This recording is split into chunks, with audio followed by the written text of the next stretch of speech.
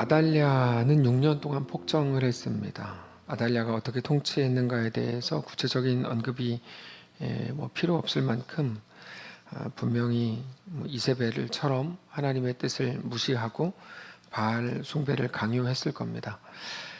특별히 이제 아달랴가 통치했던 곳은 남유다였는데 같은 시기에 북이스라엘에서는 예후가 바알 종교를 제거하고 있었기 때문에 아달랴는 남유다였지만 거기서 어쩌면 더욱더 사명감을 가지고 바알 종교를 확고하게 하려고 했죠. 하나님에 대한 믿음이 아닌 자신의 신념으로 꽉 찬 사람은 그 신념 자체가 얼마나 믿음의 방해가 되는지 모릅니다. 그러니까 이제 신념이 강할수록 사실 신앙인으로 사는 게 거의 불가능합니다. 완전히 불가능한 일입니다. 신앙은 내가 죽고 예수가 사시는 건데 자기 신념, 그러니까 자기 오름이 확고하면 하나님 앞에서 죽는 게 불가능합니다. 자기가 세면 하나님 앞에서 죽지 않습니다. 하나님을 믿는 것과 신념을 가진 건 완전히 다른 겁니다. 신념은 자기 생각, 자기 자신의 판단을 믿는 것이지만 하나님을 믿는 건 자기 자신을 떠나는 것이기 때문입니다. 이 구분은 우리가 너무 쉽게 할 수 있는 구분입니다. 나에 대해서 완전히 죽고 예수로 다시 사는 것, 그게 신앙입니다. 그러니까 내가 예수 믿는 그 나의 신념을 내가 붙들어 사실 이런 거는 사실 있기 어렵습니다. 그래서 다시 태어난다라고 표현합니다. 성경적으로 이제 거듭난다 이렇게 표현하는데 믿는 대상이 본질적으로 다른 겁니다. 어떻게 다르냐면 내가 옳다고 생각하는 나의 생각과 나의 신념을 믿는 게 아니라 하나님을 믿기 위해 나를 부인하는 겁니다. 나를 누르고 하나님을 믿는 겁니다. 그러니까 우리가 붙들어야 되는 건 우리 자신의 신념, 내 오름이나 정의나 내가 생각하는 기준이 아니라 오직 우리를 죄에서 구원하신 하나님 한 분뿐이라는 것을 반드시 기억해야 되는 것입니다. 오직 하나님만이 우리의 구원자이시고 우리의 주인이십니다. 그게 이제 믿음입니다. 하나님을 믿는다는 말은 하나님이 내 아버지이신 것을 믿는다는 말입니다. 그러니까 기독교 문화가 어떻고 기독교는 원래 이렇게 하는 거야 이런 말이 아니고 하나님이 내 아버지이신 것을 믿는 것, 그게 기독교 신앙입니다. 기독교 문화와 질서를 지키는 것도 아니고 율법을 지키는 것도 아닙니다. 오직 하나님이 내 왕이시고 내 전능자이시고 나를 사랑하시는 분인 것, 그래서 그 아들 예수 그리스도를 이 땅에 보내셨다는 것을 믿는 겁니다. 그러니까 믿는 것, 그러니까 내가 생각하는 기준을 따르는 게 아니라 하나님을 믿는 것, 그게 기독교 신앙입니다. 믿음은 복잡하지 않습니다. 매우 단순합니다. 하나님이 나를 사랑하셨고 나를 위해 아들 예수 그리스도를 이 땅에 보내셨고 그래서 나를 죄와 사망의 권세에서 구원하셨다를 믿는 겁니다. 아들 예수님이 이 땅에 오셔서 나를 위해 죽으셨고 부활하셨고 아들 예수님을 이 땅에 하나님이 나를 사랑하셔서 보내셨다, 그걸 믿는 겁니다. 그분이 우리 하나님이신 것, 근데 그걸 진짜로 믿는 겁니다. 단지 그렇게 구원받았다라는 걸 머리에 지식으로 아는 게 아니라 지금 그 하나님이 지금도 나의 하나님이고 나의 전능자이신 것을 믿는 겁니다. 그러면 그렇게 믿기만 하면, 아니 믿는다고 말하면 다 되는가? 그렇지 않습니다. 이게 믿는다고 말하면 된다고 하는 그 미신 같은 말들이 쫙 퍼진 이유는 로마서 10장 10절 때문인데 그거에 대한 잘못된 해석 때문이라고 여러 번 말씀을 드렸습니다. 로마서 10장 10절 한번 보시면 어떻게 되어 있냐면 이렇게 되어 있습니다. 워낙 많이 말씀을 드렸으니까요. 신약성경 253페이지 로마서 10장 10절에 사람이 마음으로 믿어 의에 이르고 입으로 시인하여 구원에 이르느니라.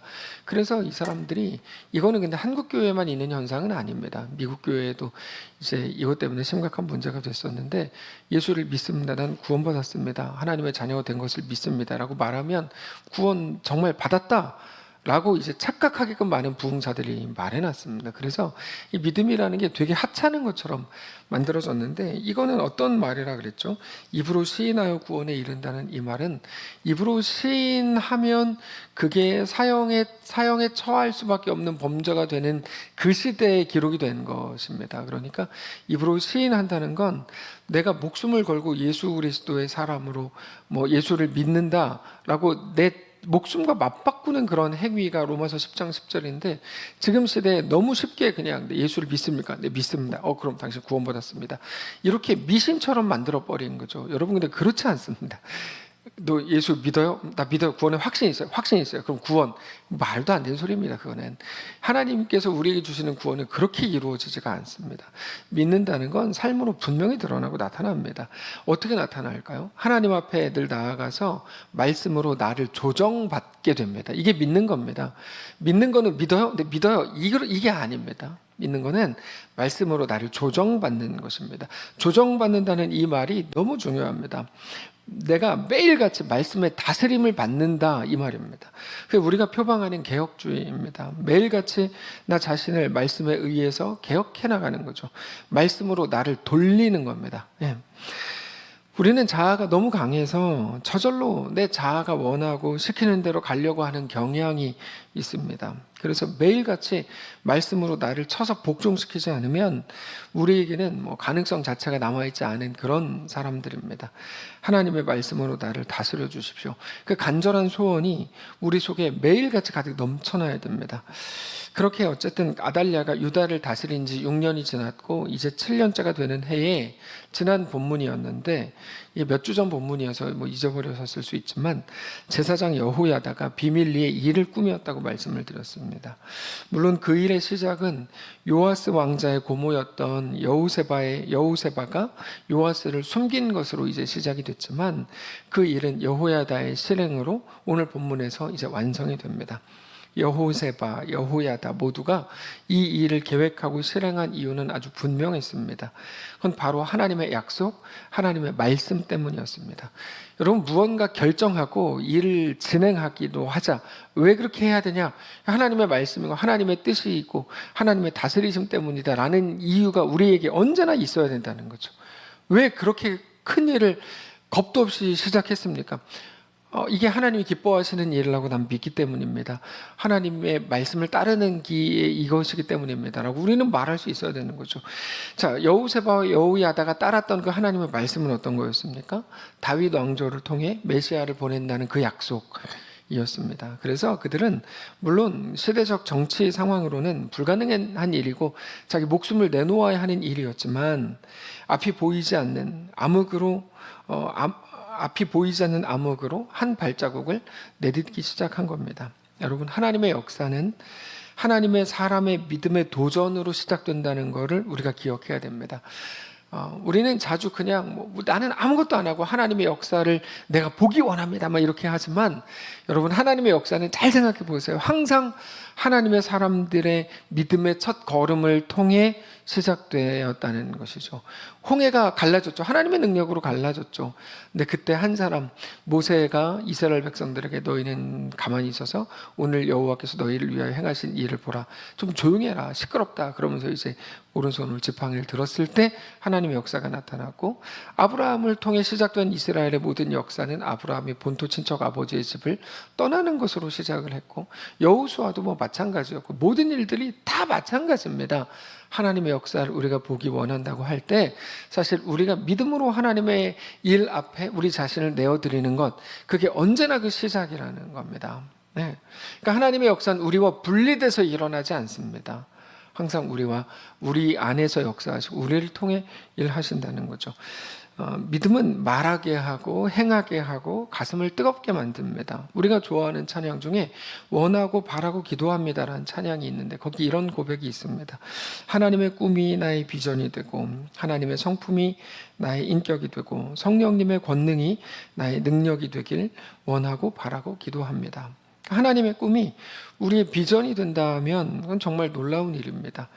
그러니까 우리 시대는 이상하게 자기 욕망을 다 비전이라고 말하는 사람들이 너무 많습니다.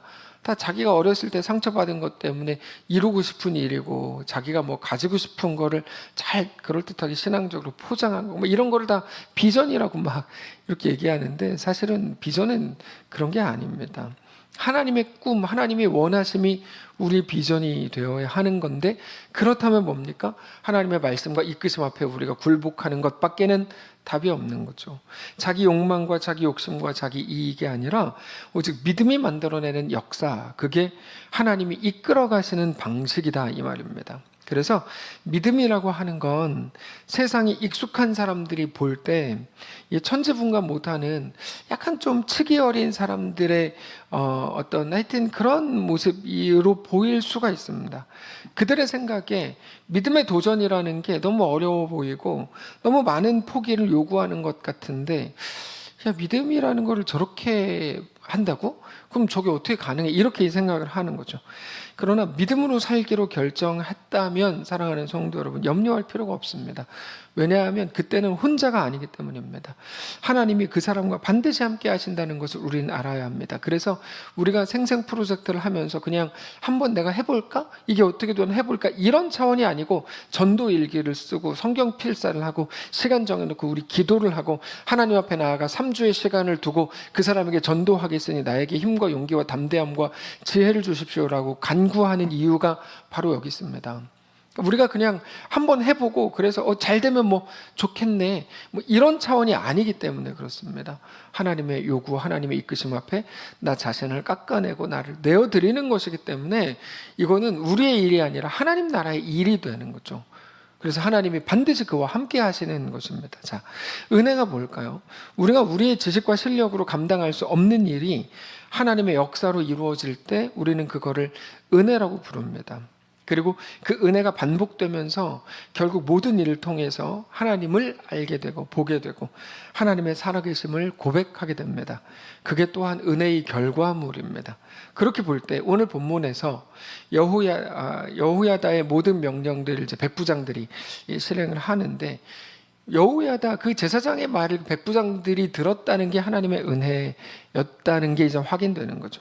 어떤 일을 진행할 때 모든 사람들의 마음이 모이기가 쉽지 않습니다. 근데 마음을 모으고 함께 한 마음으로 감당할 수 있다면 그건 어쩌면 우리가 할 수 없는 일일 겁니다. 그것도 백부장들, 군인들의 마음을 현재 통치하는 아달랴에게서 돌이키게 하는 거거든요. 아달랴에게서 돌이키게 해서 여호야다의 말을 듣게 하는 이거, 사람이 할 수 없는, 말할 수 없는 하나님의 은혜인 거죠. 우리는 모든 일들을 여호야다의 지혜와 설득력과 인맥과 막 시대적 해안의 결과물이라고 생각할지도 몰라도, 모든 것 위에 하나님의 함께 하심이 없었다면 결코 완성될 수가 없는 일이었습니다. 우리 삶이 그렇습니다.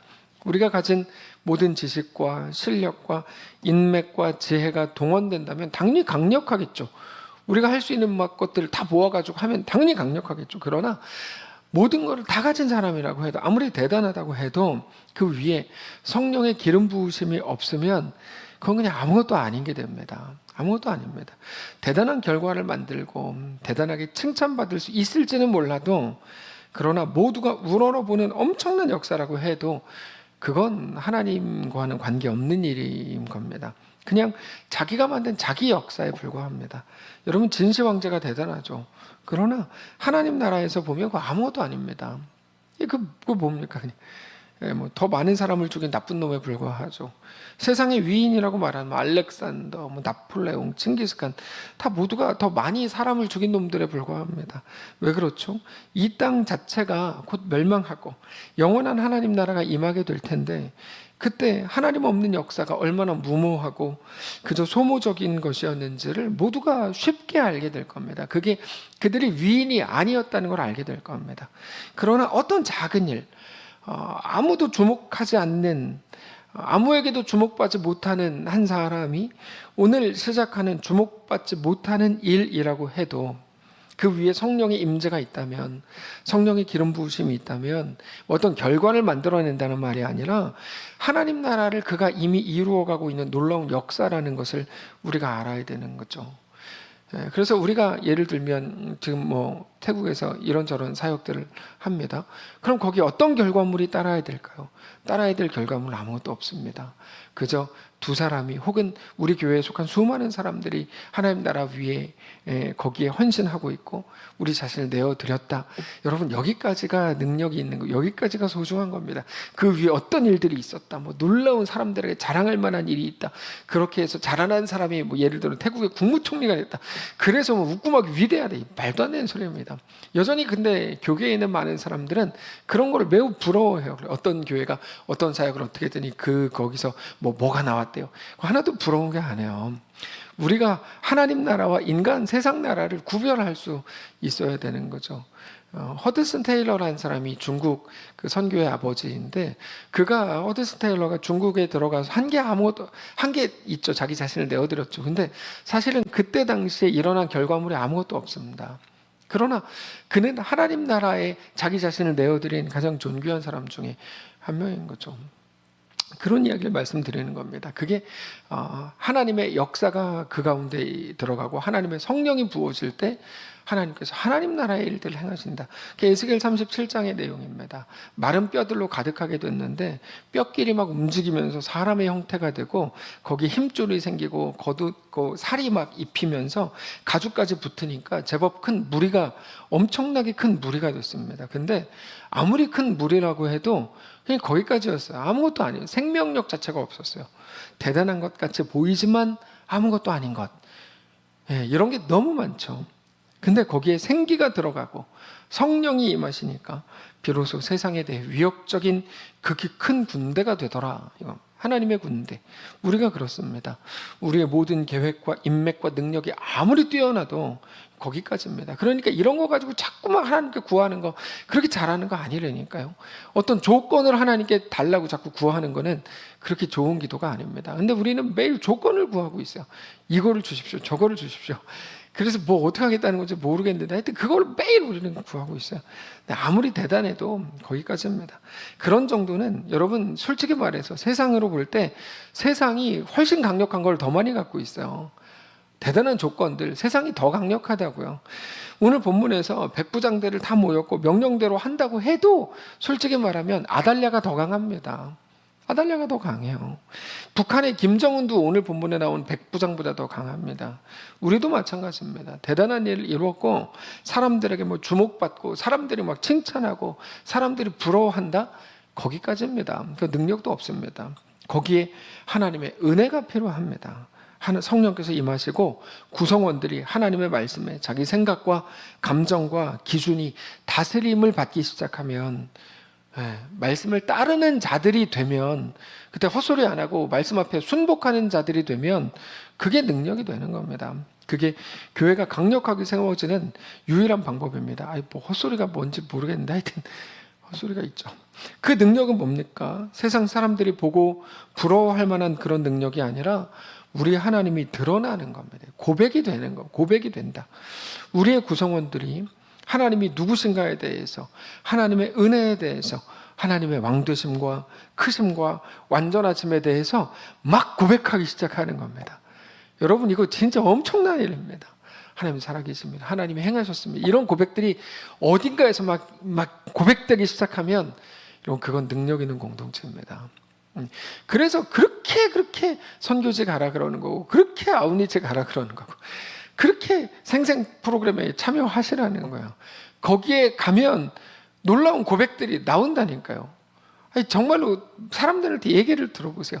근데 매일 다른 어떤 교회에서 하는 또 다른 어떤 행사들에 많이 참여한다고 해서 무슨 고백이 나와요. 거기에서 자기들끼리 좋고 웃고 즐겁게 놀다가 뒷담화하고 이럴 수는 있어도 거기에 무슨 고백이 있냐고요. 진짜 고백이 있는 그곳에 우리가 가야지. 거기에서 생명력이 있는 거 아닙니까? 네, 그게 다른 어떤 것들과는 비교할 수 없이 우리 인간이 가질 수 있는 최고의 능력입니다.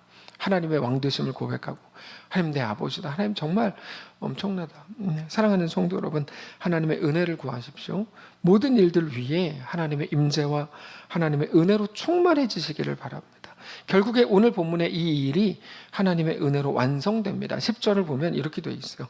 제사장이 여호와의 성전에 있는 다윗 왕의 창과 방패를 백부장들에게 주니 호위병이 각각 손에 무기를 잡고 왕을 호위하되 성전 오른쪽에서부터 왼쪽까지 제단과 성전 곁에 서고 여호야다가 왕자를 인도하여 내어 왕관을 씌우며 율법책을 주고 기름을 부어 왕으로 삼음에 무리가 박수하며 왕의 만세를 부르니라.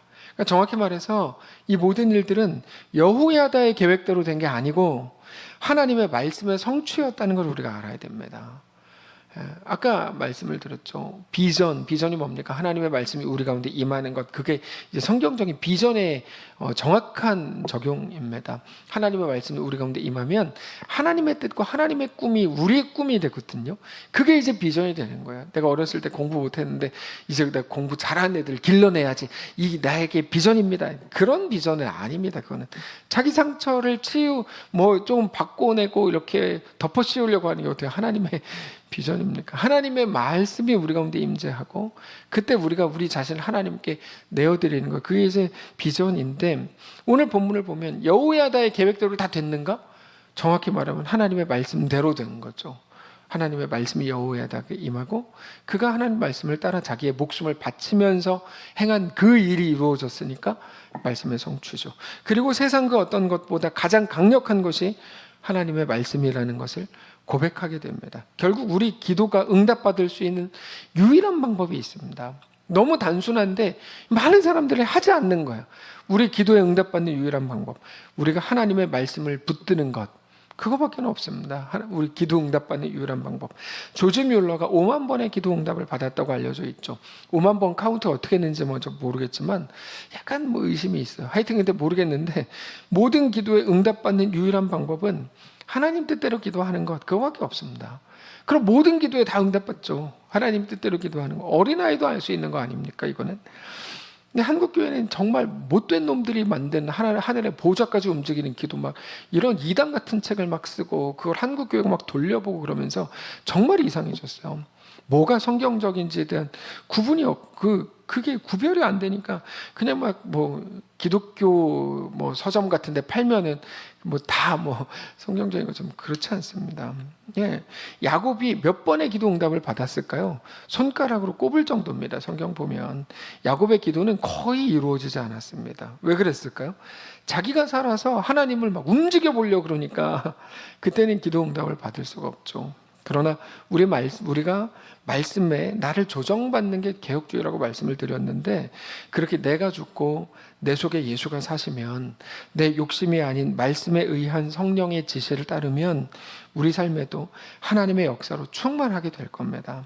그 은혜가 우리 속에 가득하시길 바랍니다. 결국에 오늘 본문의 이 일이 어떻게 됐을까요? 6년 전보다 더 완벽히, 6년 전에 일 시작되었는데 6년 이후에 이제 오늘 본문이 완성된 거거든요. 6년 전보다 더 아름답게 해결됩니다. 13절 보시면 아달랴가 호위병과 백성의 소리를 듣고 여호와의 성전에 들어가 백성에게 이르러 보매 왕이 규례대로 단 위에 섰고 장관들과 나팔수가 왕의 곁에 모셔 섰으며 온 백성이 즐거워하여 나팔을 부는지라. 아달랴가 옷을 찢으며 외치되 반역이로다 반역이로다 하며 제사장 여호야다가 군대를 거느린 백부장들에게 명령하여 이르되 그를 대열 밖으로 몰아내라. 그를 따르는 자는 모두 칼로 죽이라 하니 제사장의 이 말은 여호와의 성전에서는 그를 죽이지 말라 함이라. 이에 그의 길을 열어주매 그가 왕궁에 말이 다니는 길로 가다가 거기서 죽임을 당하였더라. 자, 분명히 6년 전에 꿈꾸었던 일이 6년 이후에 이루어졌죠. 아니, 그러면 뭐로 시간을 끄는가? 이 일이 6년 전에 이루어졌으면 6년이라는 시간도 벌고 얼마나 더 좋았는가? 어떻게 6년 전보다 6년 이후에 이루어진 이 일이 더 아름답다고 말할 수 있는가? 이런 질문을 할 수 있을 겁니다.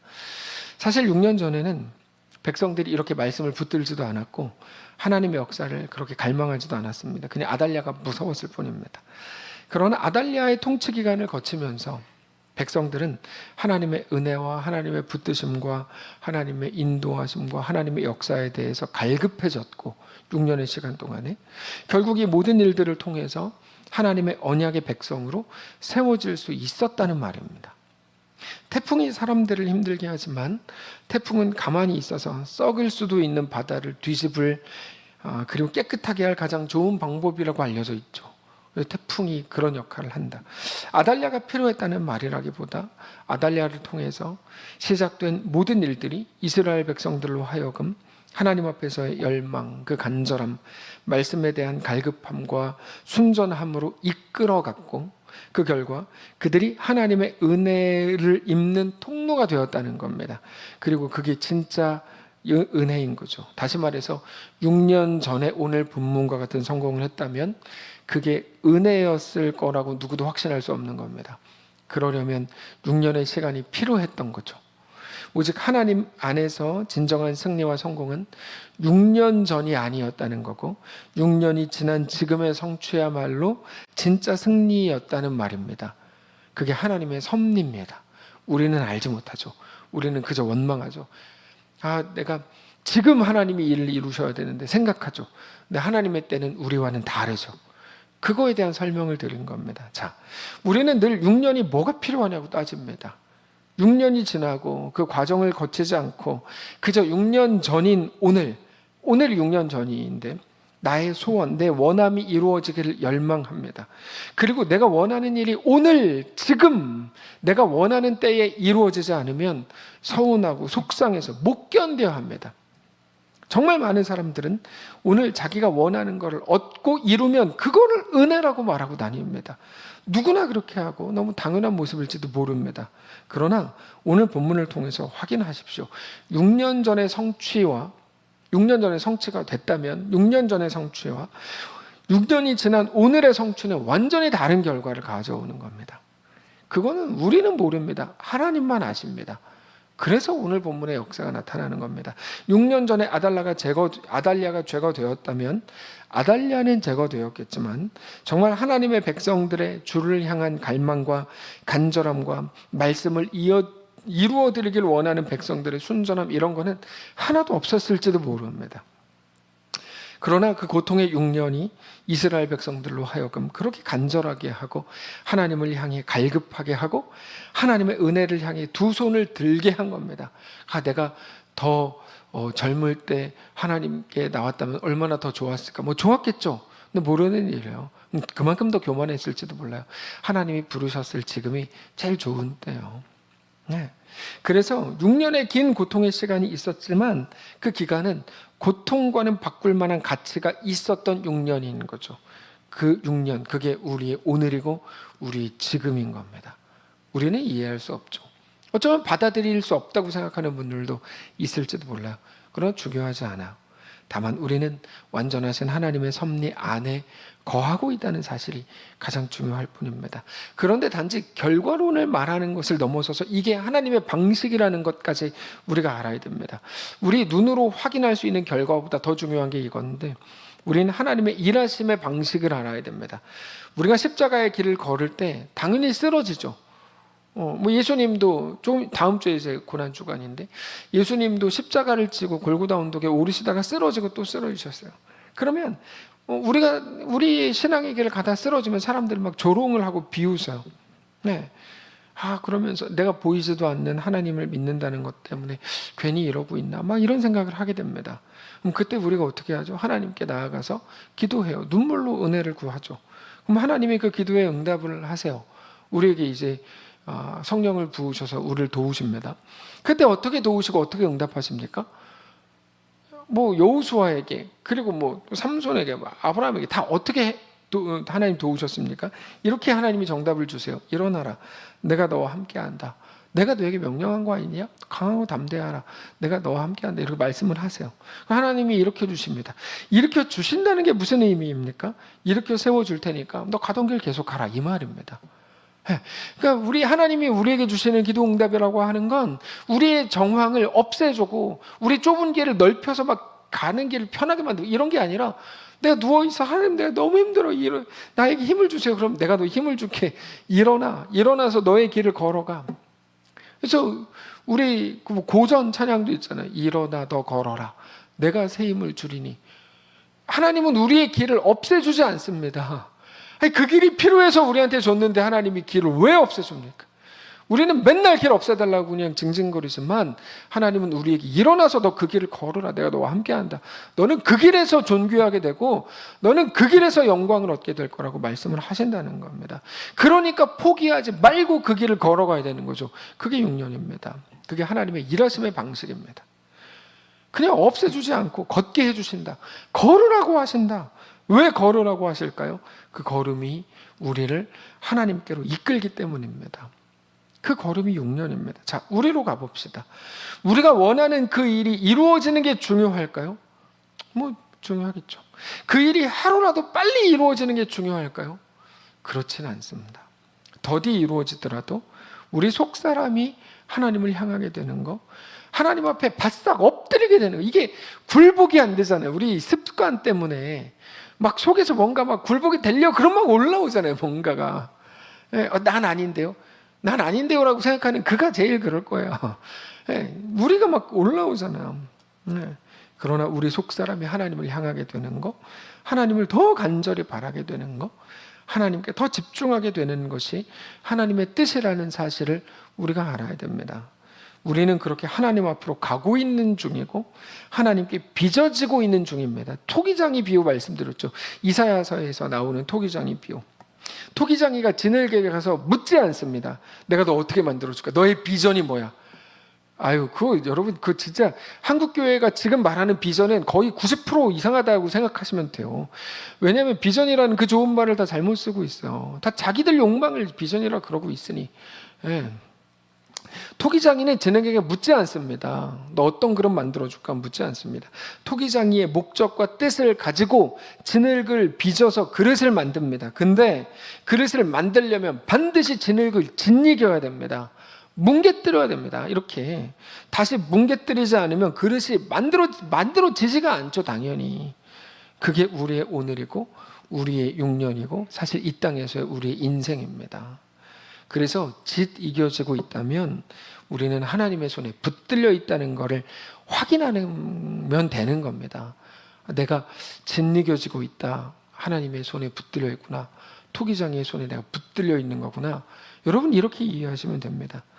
다시 짓 이겨지고 있다면 우리는 하나님의 손에 붙들려 있는 겁니다. 다시 짓 이겨지고 있다면 우리는 하나님의 손에 붙들려 있다는 증거라니까요. 저는 오늘 우리 모두가 이 진리 앞에 정직하게 엎드리실 수 있기를 원합니다.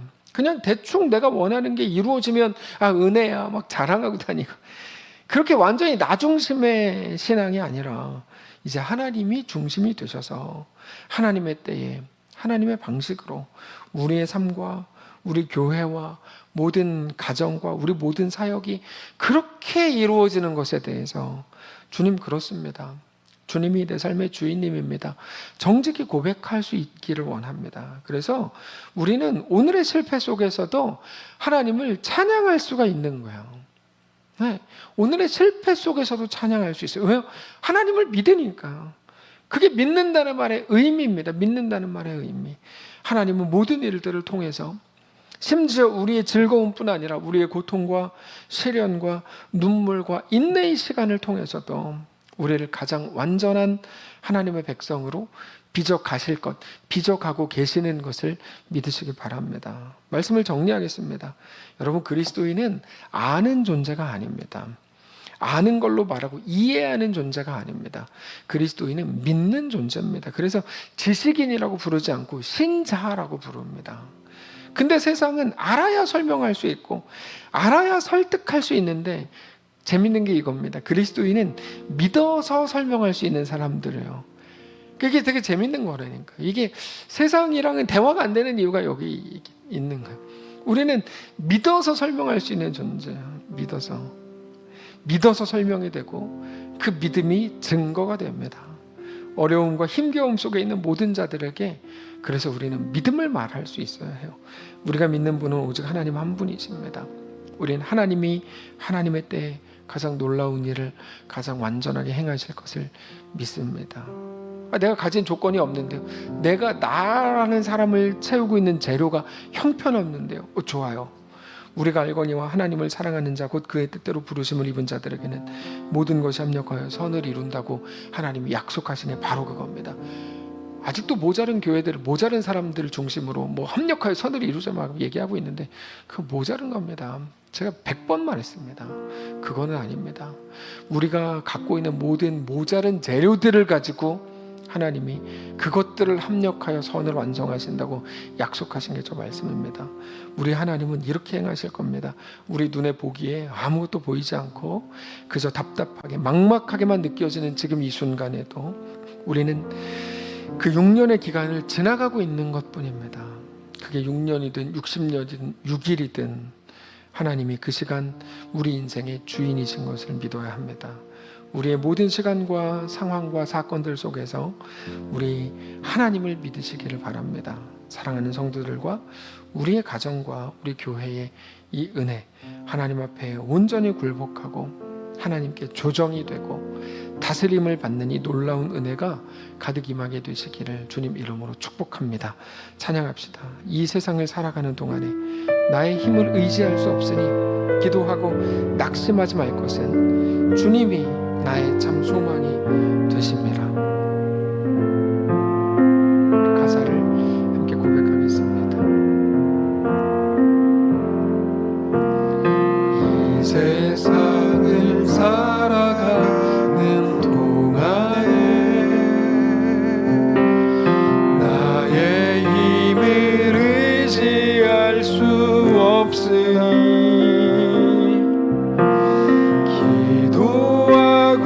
낙심하지 말 것은 주께서 참 소망이 되심이라. 주의 길을 걸어가는 동안 주의 길을 걸어가는 동안에 세상의 것 의지할 수 없으니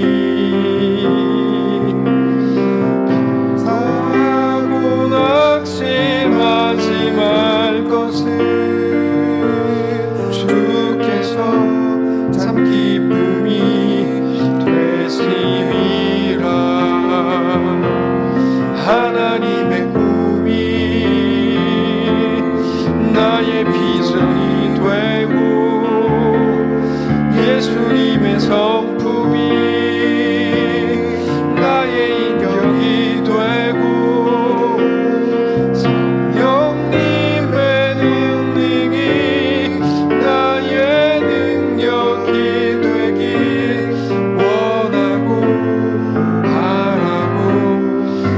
절로 다시 한번 합시다. 주의 길을 걸어가는 동안에 주의 길을 걸어가는 동안에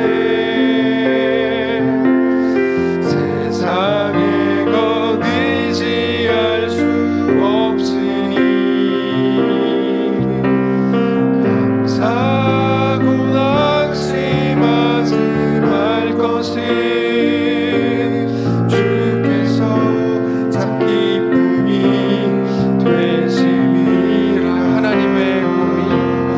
하나님의 꿈이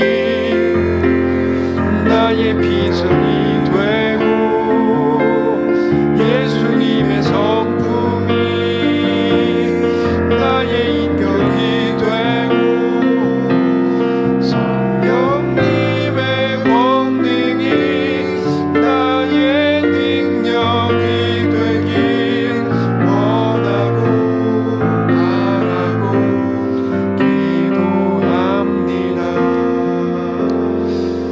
이 시간에 우리 잠시 이 말씀을 묵상하면서 기도하기를 원합니다. 주님, 우리는 6년을 지나고 있습니다. 그게 너무 길게 느껴집니다. 왜 내가 원하고 내가 요구하는 때 내 소원을 들어주지 않느냐고 우리는 자주 하나님께 나아가서 따집니다. 하나님, 오늘 하나님을 믿게 하여 주시옵소서. 내 계획과 내 판단을 그리고 내 생각을 믿던 모든 것들을 중단하고 하나님이 나의 왕이요 하나님이 나의 아버지요 하나님이 나의 주인이신 것을 믿게 하시옵소서.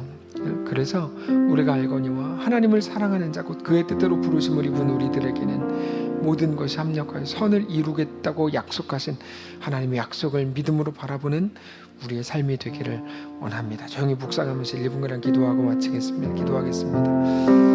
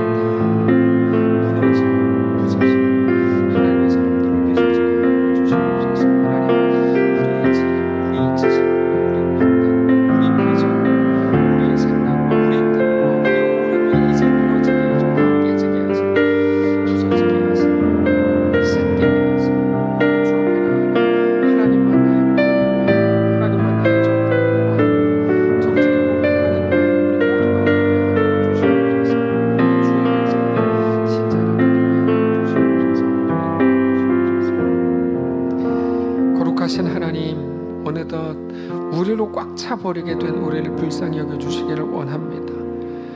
주 안에서 우리가 무너지고 우리가 부서지게 하여 주시옵소서. 우리 생각과 우리 판단과 우리 비전과 우리의 오름과 내 뜻과 내 생각과 내 계획이 다 무너지고 부서지고 깨지고 씻겨서 이제 하나님이 나의 왕이요, 하나님이 나의 아버지요, 하나님이 나의 주인이신 것을 정직히 고백하게 하시고, 그 고백이 우리 인생과 우리 가정과 우리 교회에 꽉 채워지게 하여 주시옵소서.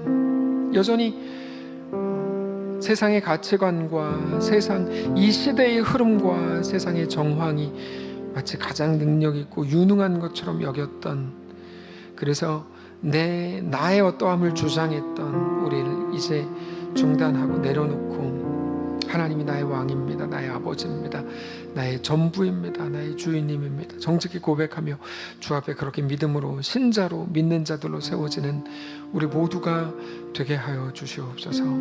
그렇게 하나님과 우리에게 주어진 6년의 기간, 우리 일평생의 기간을 주님과 동행하는 그렇게 성령으로 꽉 채워진 우리 삶이 되게 하여 주시옵소서. 우리 주인 되신 살아계신 우리 주 예수님의 이름으로 기도합니다. 아멘. 하늘에 계신 우리 아버지여, 이름이 거룩히 여김을 받으시오며 나라가 임하시오며 뜻이 하늘에서 이룬 것 같이 땅에서도 이루어지이다.